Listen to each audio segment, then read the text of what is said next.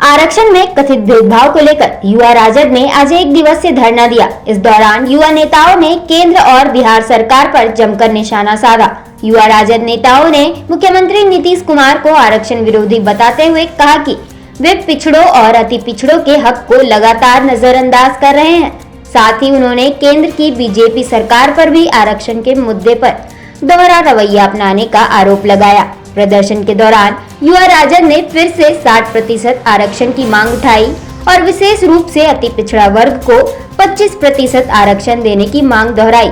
धरना के माध्यम से पार्टी ने सरकारों को चेतावनी दी कि यदि आरक्षण नीति में सुधार नहीं हुआ तो आंदोलन को और व्यापक किया जाएगा। 30% आरक्षण अति पिछड़ा को देना होगा, 65% आरक्षण लागू करना होगा। रही बात, क्या अति पिछड़ा नहीं चाहता है कि मेरा बेटा डीएम बने? क्या आदिवासी नहीं चाहता है कि मेरा बेटा एसपी बने? क्या दलित नहीं चाहता है कि मेरी बेटी सीओ बने? क्या पिछड़े नहीं चाहते हैं कि मेरी बेटी सीओ बने?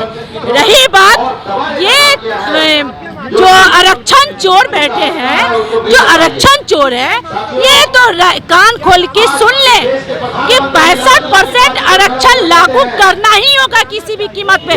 राष्ट्रीय जनता दल के कार्यकर्ता इतना कमजोर नहीं है कि हिम्मत मान जाएगा और उनको लागू करना होगा। रही बात तेजस्वी प्रसाद यादव जी, जो हमारे 65% आरक्षण के जो बोले हैं, जो सवाल उठाए, उसको पूरा करना होगा। रही बात, जो नीतीश कुमार जी कहते हैं कि हम अति पिछड़े का नेता हैं, तो जब बेटी बहन का अति पिछड़े में जब रेप होता है तो नीतीश कुमार जी कहाँ चले जाते हैं, आप बताइए। रही बात, जो 20 साल वाले कुछ नहीं कर पाए, वो 17 महीना में तेजस्वी प्रसाद यादव जी युवा को हाथों को मजबूत किए हैं। और बिहार में बदलाव चाहिए और तेजस्वी सरकार चाहिए। रही बात, जो चेहरा चमकाने के लिए आ रहे हैं ना मोदी जी, जनता जान गया है, जनता उनको उखाड़ फेंकने की काम करेगी। जनता उनके झांसा में नहीं आने वाली है।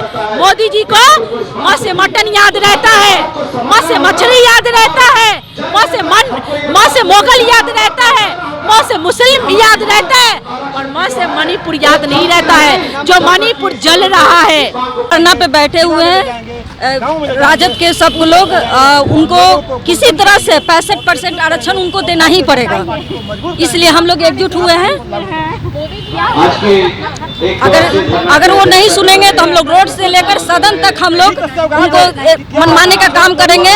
और वो सुने कि कल प्रधानमंत्री जी आ रहे हैं, तो आपको पता ही है क्यों आ रहे हैं। जब भी उनका चुनाव का टाइम रहता है वो अपना हाजिर हो जाते हैं। और ये भी सोचिए कि उनको दलित से, पिछड़ा से बहुत नफरत है, लेकिन जब चुनाव का टाइम आता है तो वो उसमें जाके सट जाते हैं। ये उनकी कूटनीति है, वो नहीं चलेगी और नहीं हम लोग चलने देंगे।